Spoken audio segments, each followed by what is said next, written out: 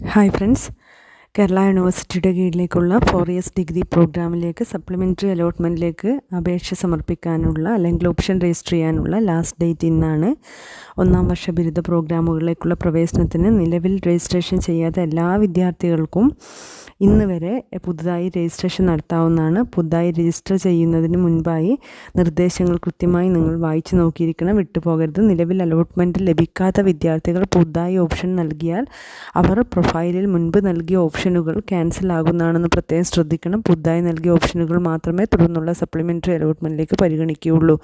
അതേസമയം പുതുതായി ഓപ്ഷൻ നൽകാത്ത പക്ഷം അവർക്ക് നിലവിലുള്ള ഓപ്ഷനുകൾ അലോട്ട്മെൻറ്റിലേക്ക് പരിഗണിക്കുന്നതാണ് എന്നുള്ള കാര്യം പ്രത്യേകം ശ്രദ്ധിക്കണം.